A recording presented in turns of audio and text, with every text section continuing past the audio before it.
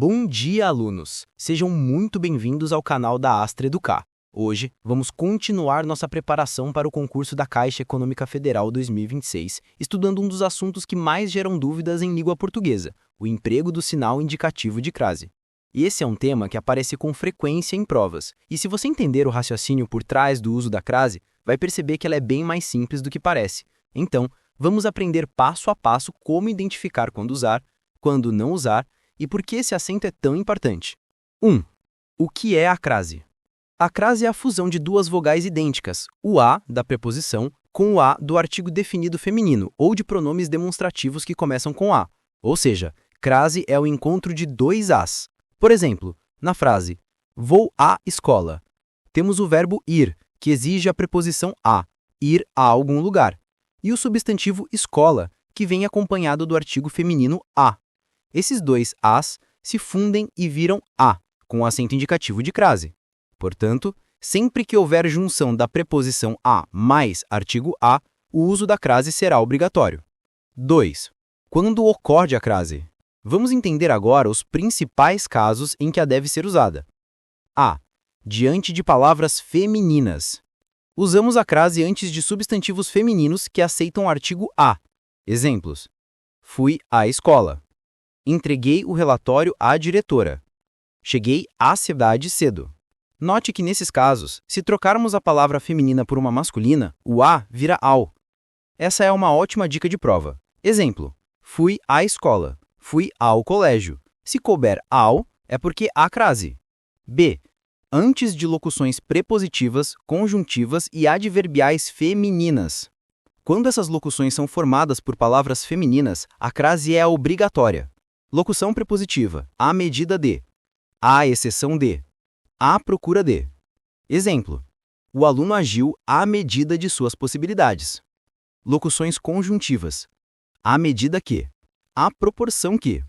Exemplo: o desempenho melhora à medida que ele estuda mais. Locuções adverbiais: à tarde, à noite, à direita, à vontade, à toa, à distância. Exemplo: o banco funciona à tarde. Essas expressões fixas são muito cobradas nas provas. C.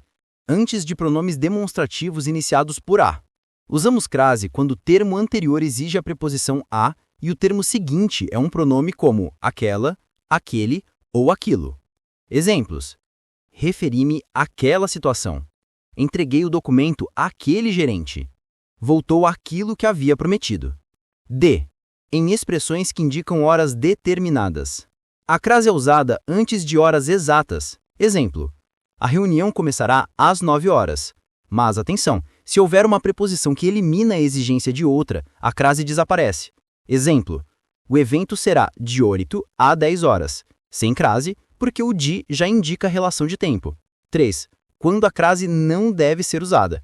Agora é fundamental saber os casos em que não se usa a crase. A. Antes de palavras masculinas. Nunca se usa crase antes de palavras masculinas porque o artigo a não acompanha substantivos masculinos. Exemplos: fui a pé.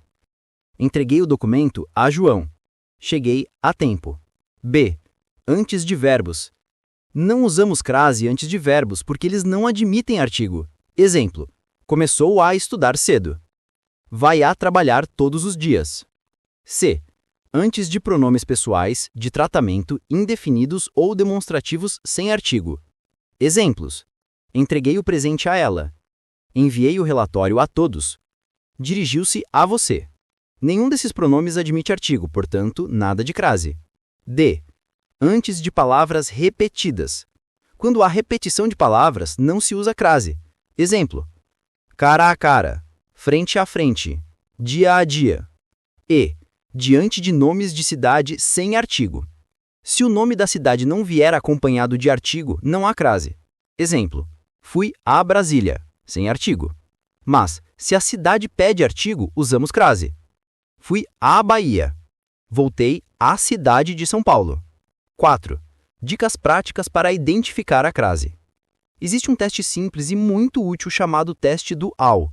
Substitua a palavra feminina por uma masculina. Se o resultado for ao, significa que há fusão de dois as, e, portanto, deve haver crase. Exemplo: Fui à escola. Fui ao colégio. Tem crase. Entreguei o relatório à diretora. Entreguei o relatório ao diretor. Tem crase. Outro ponto importante. Não confunda o acento grave da crase com o acento agudo. O acento grave é o sinal que marca a fusão das vogais. A mais A. 5. Casos facultativos de crase.